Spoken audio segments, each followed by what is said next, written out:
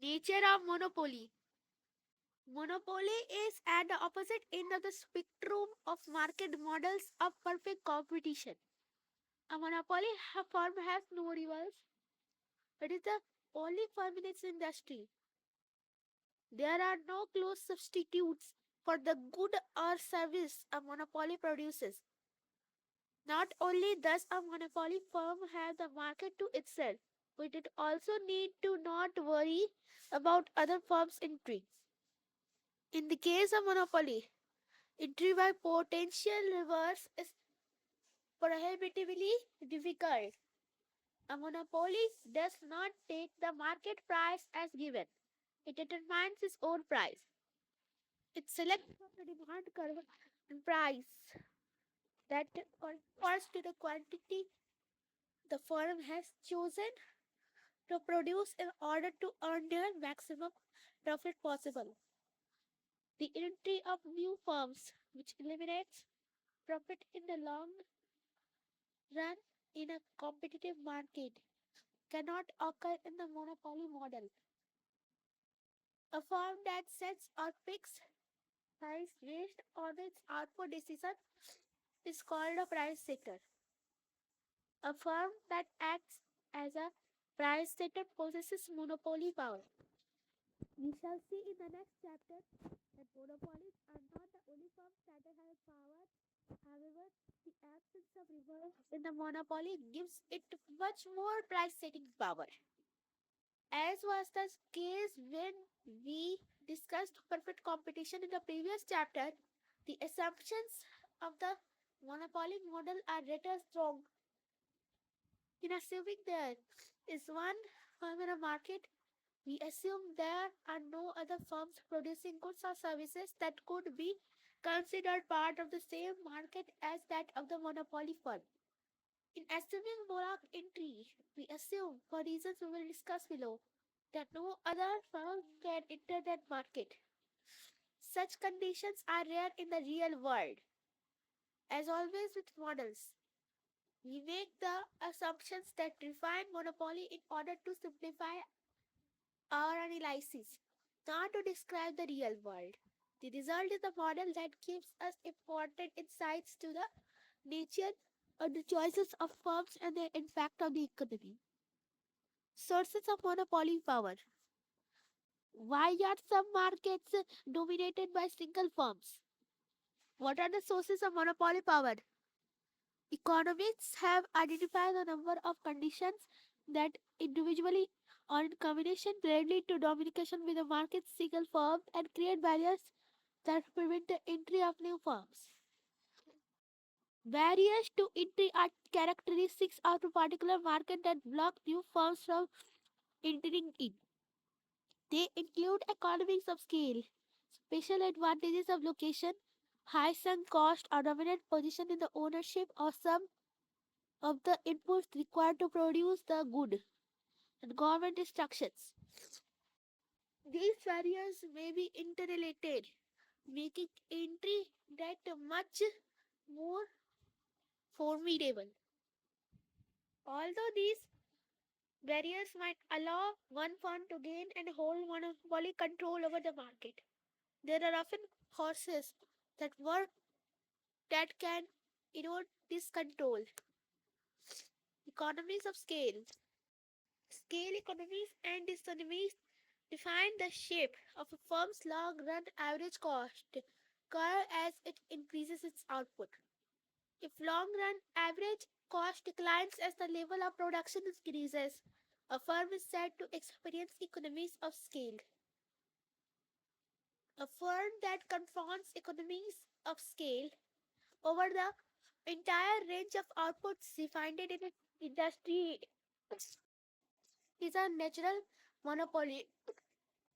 Utilities that distribute electricity, water, and natural gas to some markets are examples. In a natural monopoly, the LARC of any one firm intersects the market demand curve, where long run average costs are falling or are at a minimum. If this is the case, One firm in the industry will expand to exploit the economics of scale available to it. Because this will have lower unit cost than its rivals, it can thrive into a market and going monopoly control over the industry. Suppose there are 12 firms, each operating at the scale shown by ATC1. In figure 6.1, economics of scale lead to natural monopoly. A firm that expanded its scale of operation to achieve an average total cost curve such as ATC2 could produce 240 units of output at a lower cost than could the smaller firms producing 20 units each. By cutting its price below the minimum average total cost of the smaller brands, the larger firm could drive the smaller ones out of business. In this situation, the industry demand is not large enough to support more than one firm. If another firm attempted to enter the industry, the natural monopolist would always be able to undersell it. A firm with falling RLC through the range of outputs relevant to existing demand will monopolize the industry. Here, one firm operating with a large plant produces 240 units and output of those covered at a $7 cost per unit of the 12 firms operating at a smaller scale and producing 20 units of output each. Location. Sometimes monopoly power is the result of location. For example, sellers in markets isolated by the distance from the nearest rivals have a degree of monopoly power. The local movie theater in a small town has a monopoly in showing first run movies. Doctors, dentists, and mechanics in isolated towns they all serve gods. The greater the cost of establishing a new business in the industry, the more difficult it is to enter the industry. That cost will, in turn, be greater if the outlays required to start a business are unlikely to be recovered if the business should fall. Suppose, for example, that entry into a particular industry requires extensive advertising to make consumers aware for the new brand. Should the effort fail, there is no way to recover the expenditures for such advertising. An expenditure that has already been made and that cannot be recovered is called a sunk cost. If a substantial fraction of a firm's initial outlays will be lost upon exit from the industry, exit will be costly. Difficulty of exit can make for difficulty of entry. The more firms, the more firms have to lose from their unsuccessful effort to penetrate a particular market, the less likely are to try. The potential for high sunk cost could thus contribute to the monopoly power of an established firm by entry by other firms. Restricted ownership of raw materials and inputs. In very few cases, the source of monopoly power is the ownership of strategic inputs. If a particular firm owns all of the input required for the production of a particular good or service, then it could emerge as the only producer of that good or service. The aluminum company of America gained monopoly power through its ownership of virtually all the bauxite mines in the world. Bauxite is the source of aluminum. The International Nickel Company of Canada at one time owned virtually all the world's nickel de Beers acquired rights in nearly all the world diamond production, giving it enormous power in the market for diamonds. With New diamond supplies in Canada, Australia, and Russia being developed and sold independently of De Beers. However, this problem has this kind, and today De Beers controls a substantially smaller percentage of the world's supply. Government restrictions. Another important basis of monopoly power consists of several privileges granted to some businesses powers by government agencies. State and local governments have commonly assigned exclusive franchises rights to conduct businesses in a specific market to taxi and bus companies, to cable television companies, and to providers of telephone services, electricity, natural gas, and water. Although the trend in recent years has been to encourage competition for many of these services, governments might also regulate entry into an industry or a profession through licensing and certification requirements.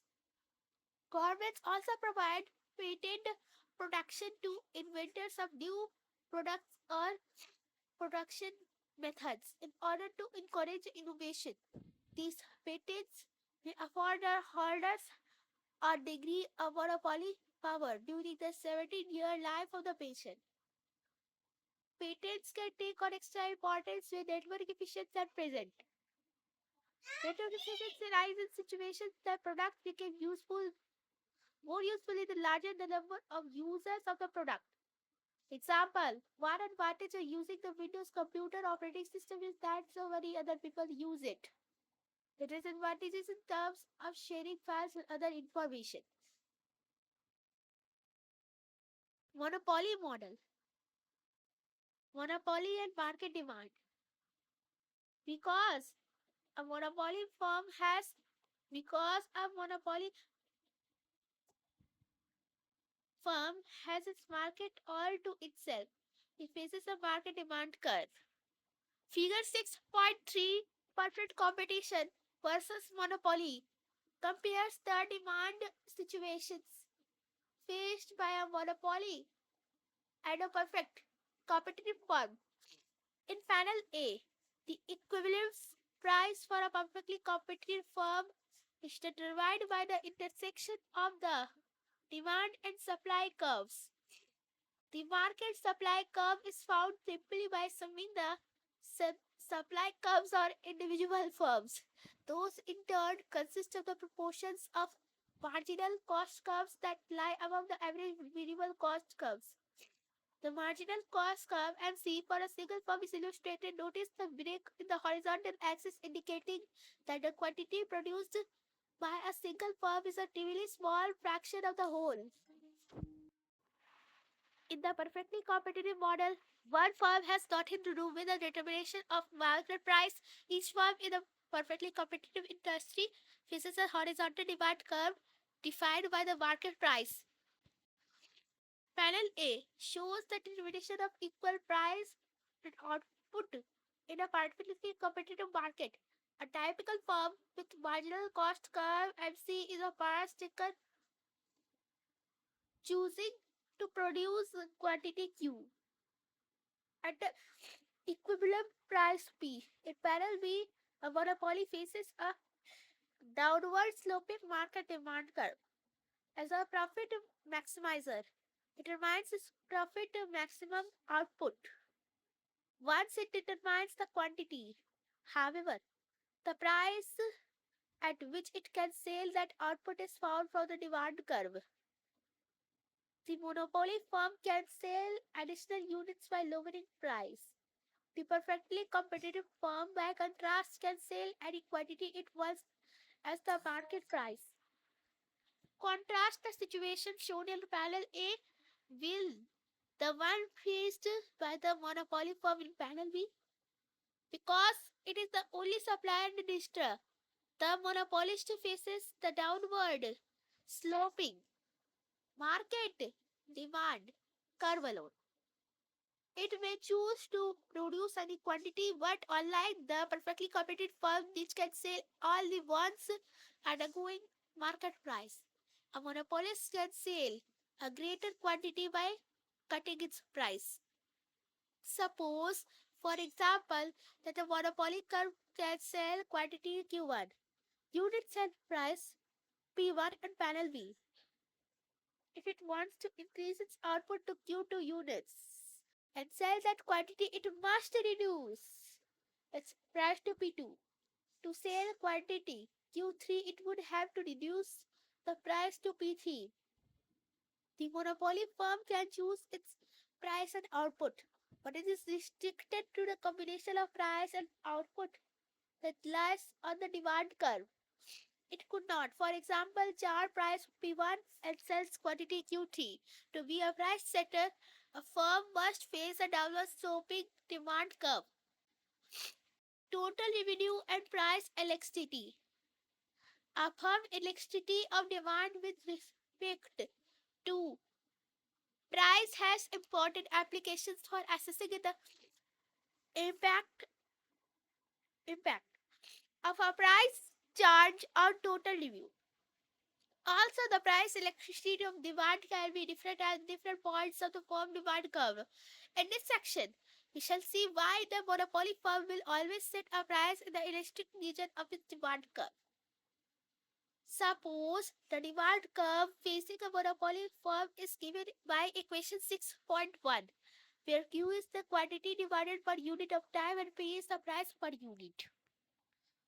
This demand equation amplifies the demand schedule shown in figure 10.4.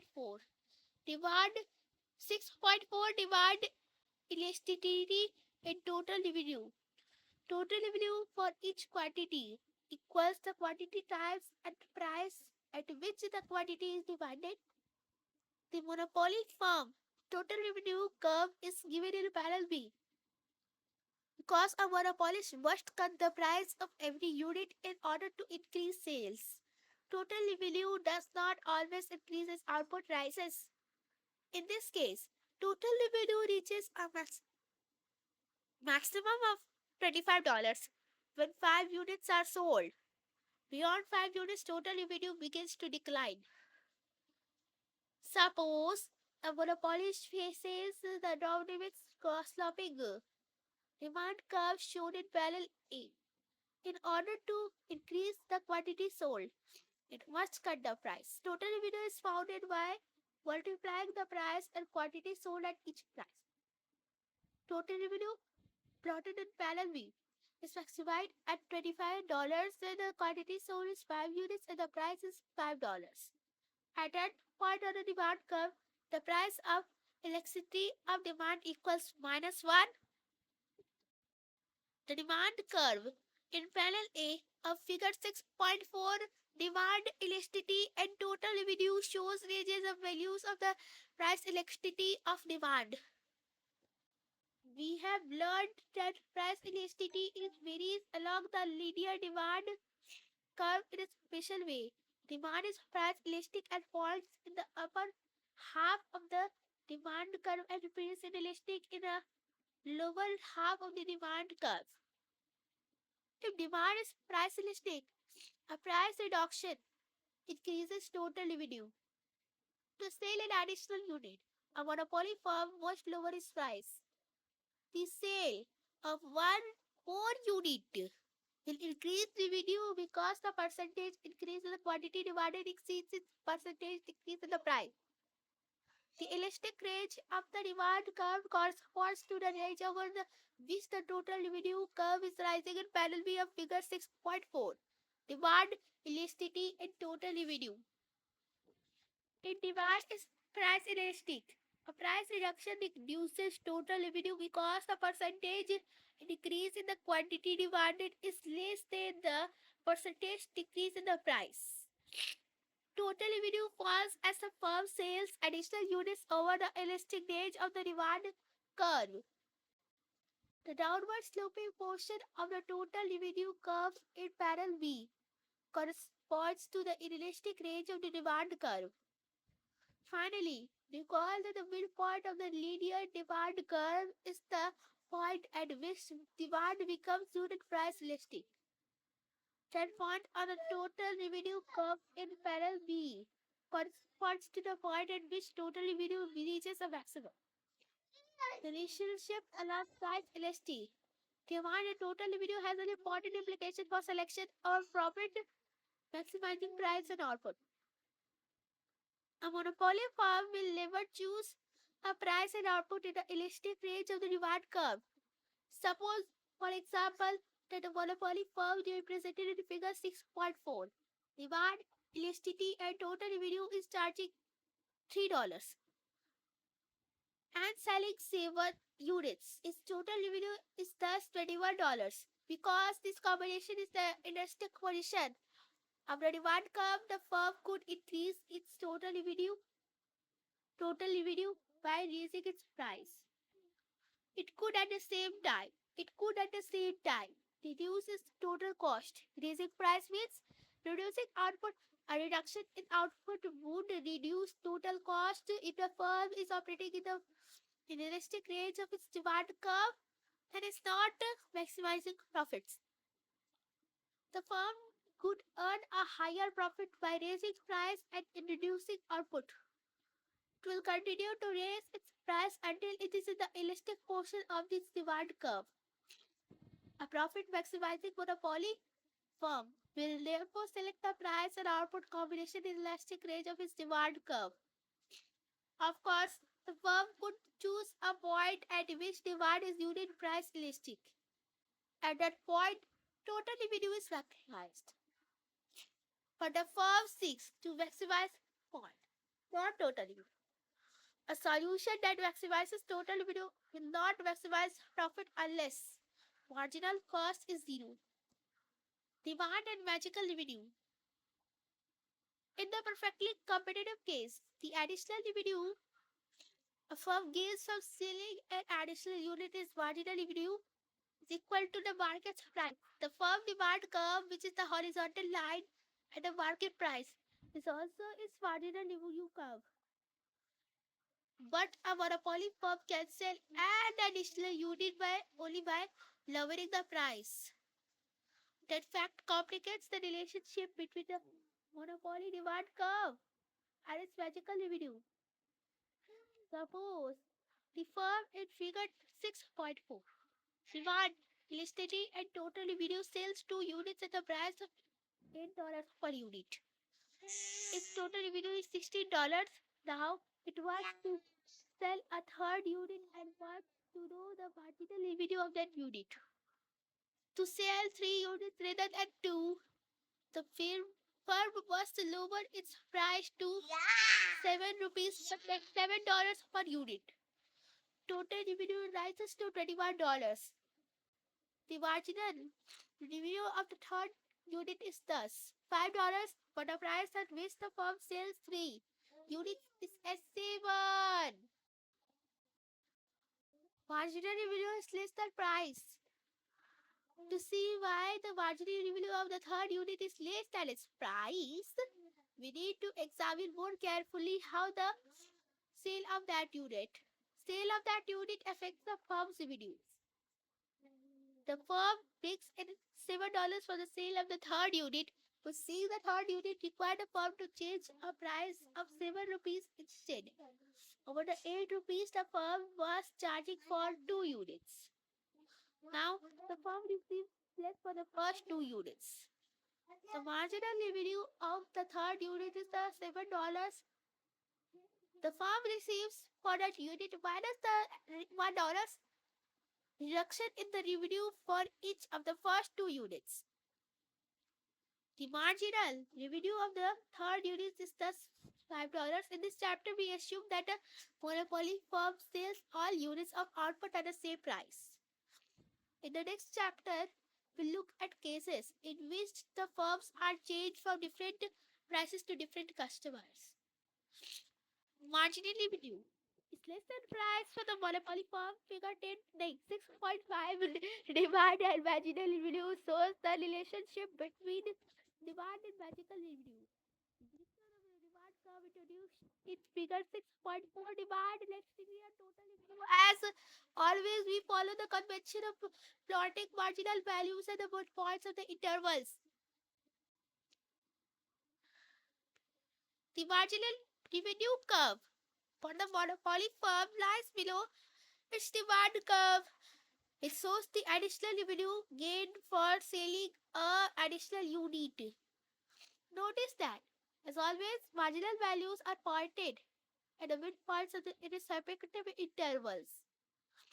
When the demand curve is linear as in figure 6.5, demand and marginal revenue, the marginal revenue curve can be placed according to the following rules. The marginal revenue curve is always below the demand curve, and the marginal revenue curve will bisect any horizontal line between drawn between drawn between the vertical axis and the demand curve. To put it another way, the marginal revenue curve will be twice as steep as the demand curve. The demand curve in figure 6.5, demand and marginal revenue, is given by the equation Q equals 10 minus P, which can be written P equals 10 minus Q. The marginal revenue curve is given by P equals 10 minus 2Q, which is twice as steep as the demand curve. The marginal revenue and demand curves in figure 6.5, demand and marginal revenue, follow these rules. The marginal revenue curve lies below the demand curve and it bisects any horizontal line drawn from the vertical axis to the demand curve at the price of $6. For example, the quantity demanded is 4. The marginal revenue curve passes through 2 units and its price at a price of 0. The quantity demanded is 10 rupees. The marginal revenue curve passes through 5 units and is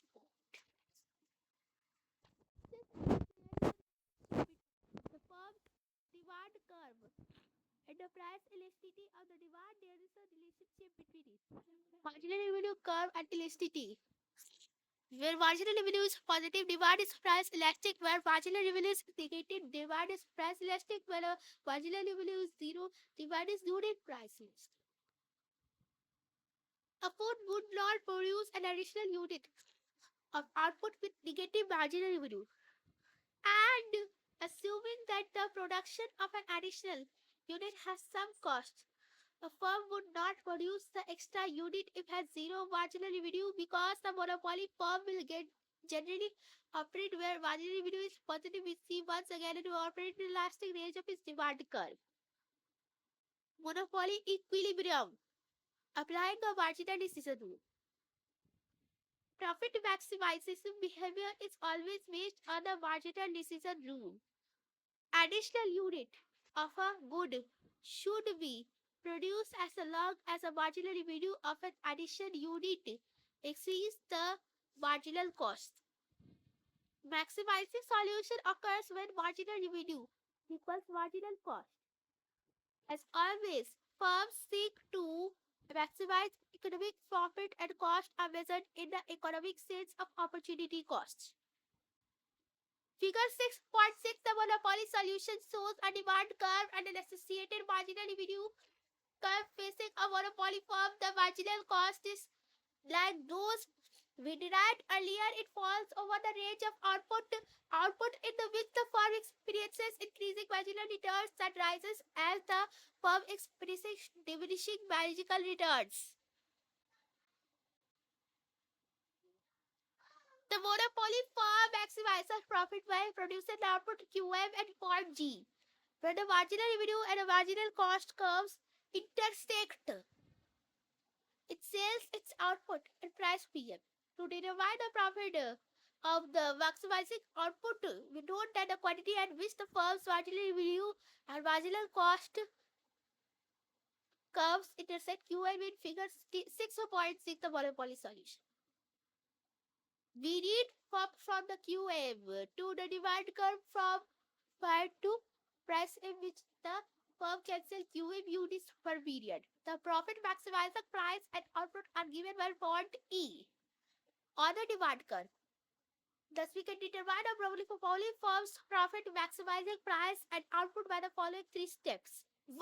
Determine the demand, marginal revenue, and marginal cost curve. 2. Select the output level at which the marginal revenue and marginal cost curves intersect. 3. Determine from the demand curve the price at which the output can be sold. Once we have determined the monopoly's firm price and output, then determine its economic profit by adding the firm's average total cost curve to the graph showing demand, marginal revenue, and marginal cost as shown in figure 6.7. 6.7 computing monopoly profit. The average total cost ATC at an output of QM units is ATCM. The firm's per unit is thus PM minus ATCM. Total profit is found by multiplying the firm's output QM by profit per unit. So that the profit equals QM PM minus ATCM. The area of the shaded rectangle in figure 6.7 computing monopoly profit. Asscesing monopoly. Efficiency, equity, and concentration of power. A monopoly firm determines its output by setting marginal cost equal to marginal revenue. It then charges the price at which it can sell that output, a price determined by the demand curve. The price exceeds marginal revenue, it therefore exceeds marginal cost as well. The contrasts with the case in a perfect competition in which price and marginal cost are equal.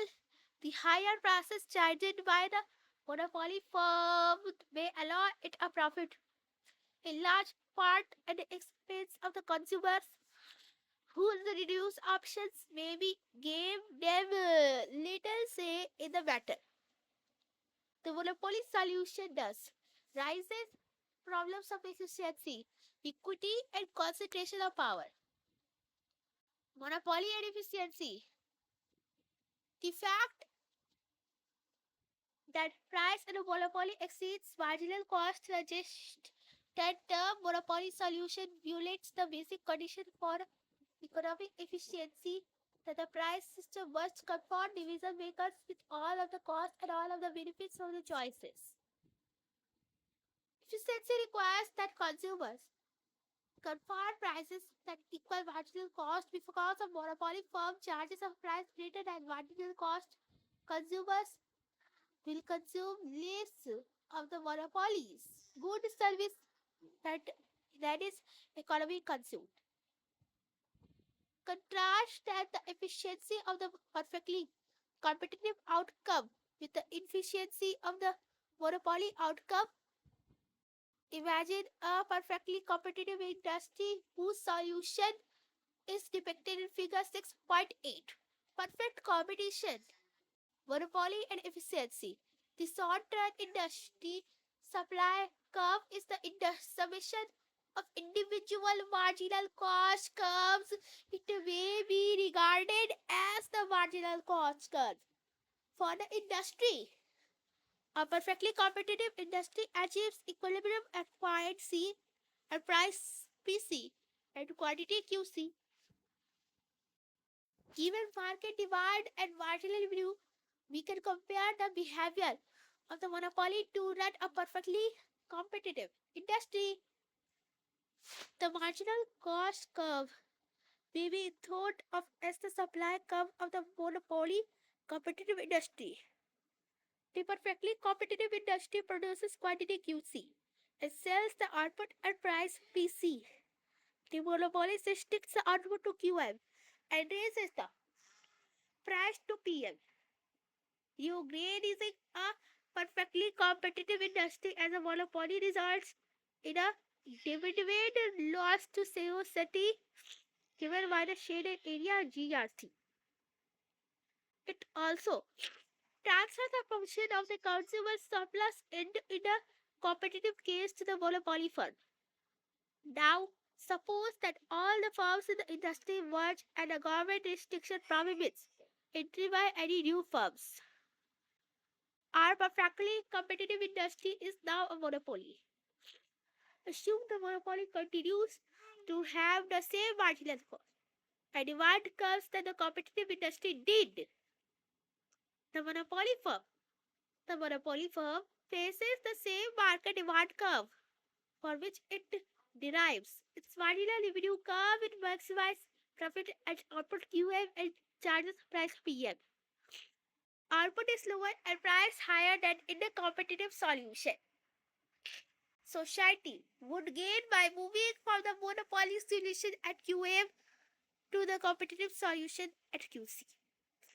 The benefit to consumers would be given by the area under the demand curve between QM and QC. It is the area QM or QC. An increase in output for cost has a cost.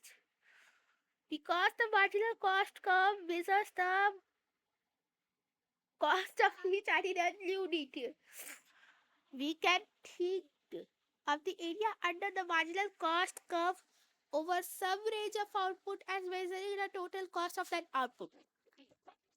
Thus, the total cost of increasing the output for QM to QC is the area under the marginal cost curve over that range.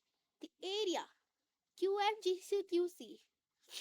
Subtracting this cost from the benefit gives us the net gain of moving from the monopoly to the competitive solution is the stated area GRC. That is the potential gain for moving to the efficient solution. The area GRC is a net weight loss. Monopoly and equity. The monopoly solution. The monopoly solution raises issues not just of efficiency but also of equity. Figure 6.8 perfect competition monopoly and efficiency shows that the monopoly charges price PM later than the competitive price PC. The higher price charged by a monopoly firm reduces consumer surplus. Consumer surplus is the difference between what consumers are willing to pay for a good and what they actually pay. It is measured by the area under the demand curve and above the price of the good over the range of output produced. If the industry were competitive, consumer surplus would be the area below the demand curve and above PCC.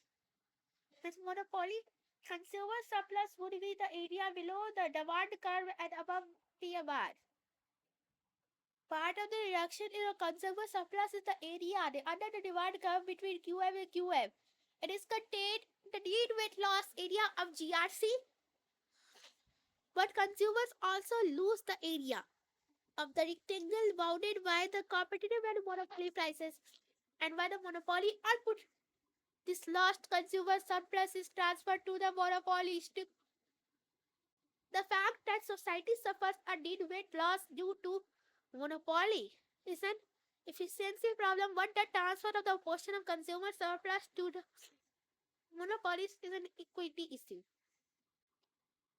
Is such a transfer legitimate? After all, the monopoly firm enjoys a privileged position protected by barriers to entry from competition. Should it be allowed to extract these gains from the consumers? We'll see that public policy suggests that the answer is no. Regulatory efforts.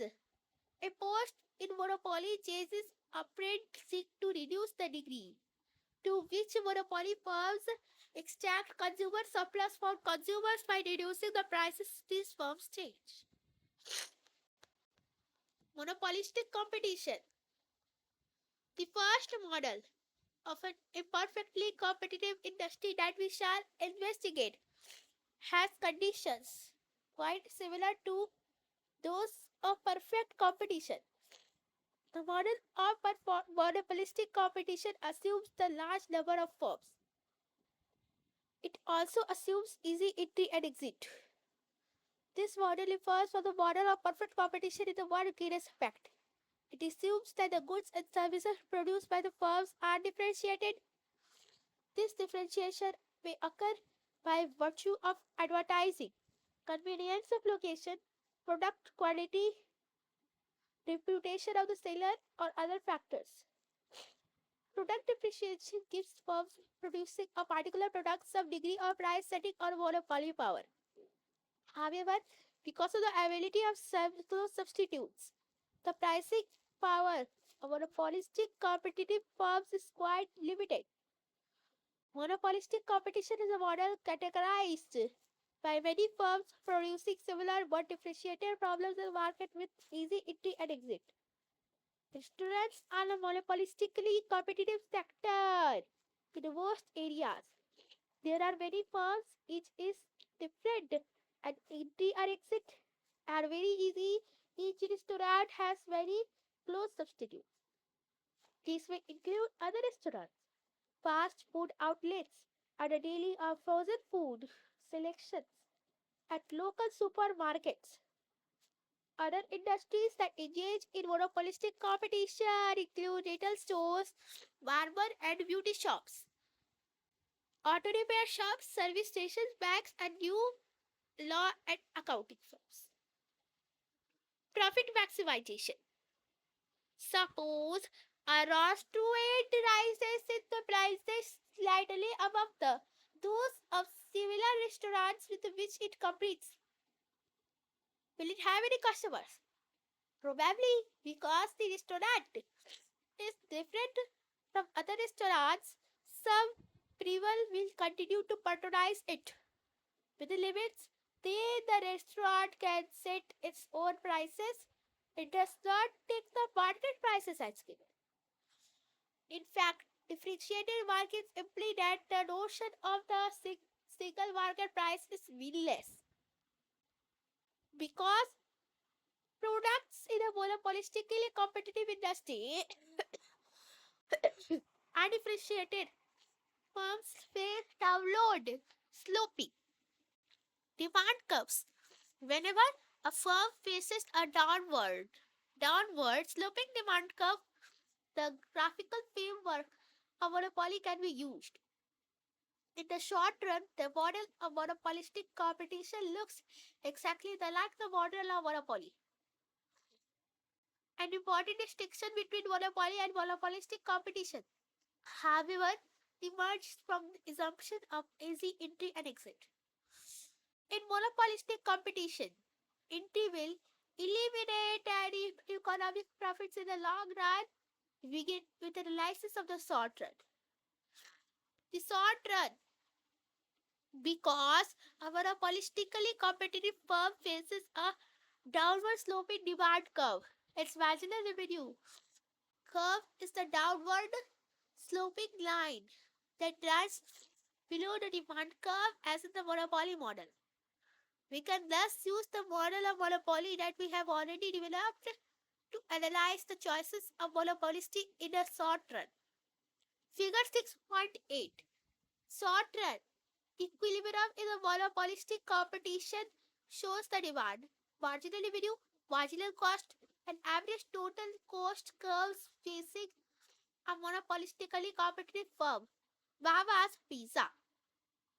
Mama's competes with several other similar firms in the market in which entry and exit are relatively easy.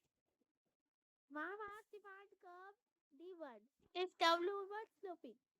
Even if Mama's raises its prices above those of its competitors, it will still have some customers. Given the downward sloping demand curve, Mama's marginal review curve M1 lies below demand. To sell more prices, Mama's must lower its price, and that means its marginal revenue from additional pizzas will be less than price. Looking at the intersection of the marginal revenue curve MR1 and the marginal cost curve MC, we see that the profit maximizing quantity is 2150 units per week. Reading up to the average total cost curve ATC, we see that the cost per unit equals $9.20. Price given on the demand curve D1 is $10.40, so the profit per unit is $1.20. Total profit per unit equals $1.20 times 2,150 or $2,580. It is shown by the shaded rectangle. Given the marginal revenue curve MR and marginal cost curve MC, Mamas will maximize profits by selling 2,150 pizzas per week. Mamas demand curve scales as that it can sell the quantity at a price of $10.40. Looking at the average total cost curve ATC, we see that the firm's unit cost per unit. Its economic profit per unit is thus $1.20. Total economic profit shown by the shaded rectangle is $2,580 per week. The long run. We see in figure 6.8. Short run. Equilibrium in monopolistic competition that Mama's Pizza is entering an economic profit. If Mama's experiences is typical, then other firms in the market are also earning returns that exceed what their owners could be earning in some related activity. Positive economic profits will encourage new firms to enter Mama's market. As new firms enter, the availability of substitutes of Mama's Pizza will increase, which will reduce the demand facing Mama's Pizza and make the demand curve for Mama's Pizza more elastic. Its demand curve will shift to the left. Any shift in the demand curve shifts the marginal revenue curve as well.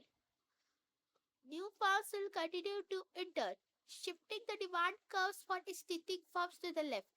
Until pizza average total cost curve at point A in figure 6.9, monopolistic competition in the long run. Feeling the Mama's price will fall to $10 per pizza and its output will fall to 2,000 pizzas per week. The world of Mamas will just cover its opportunity cost per bar and thus earn zero economic profit. At any other price, the firm's cost per unit would be greater than the price at which a pizza could be sold, and the firm would sustain an economic loss. Thus, the firm and the industry are in long run equilibrium, and it's no incentive for firms to either enter or leave the industry. The existence of economic profits in the monopolistic competition industry will induce entry in a long run. As new firms enter, the demand curve D1 and marginal revenue curve MR1 physical typical firm will shift to the left to D2 and MR2. Eventually, this shift produces a maximum profit solution at zero economic profit, where D2 is tangent to the average total cost curve ATC. The long run equilibrium solution is important of 2,000 units per week at a price of 10 rupees per unit. Had Mama's Pizza and other similar restaurants been incurring economic losses, the process of equilibrium run should work in reverse. Some firms would exit. With fewer substitutes available, the demand curve change while each remaining firm would shift to the right. Price and output at each restaurant would rise. Exit would continue until the industry was in long run equilibrium, with the typical firm earning zero economic profit. Such comings and goings are typical of monopolistic competition because entry and exit are easy. Favorable economic conditions in the industry encourage startups. New firms hope that are differentiate and get products enough to make a go of it. Some will, others will not. Competitors of Mamas may try to improve the ambience, play different music, offer pizzas of different sizes and types. It might take a while for other restaurants to come up with just the right product to pull customers and profits away from Mamas. But as long as Mamas continues to earn economic profits, there will be incentives for other firms to try.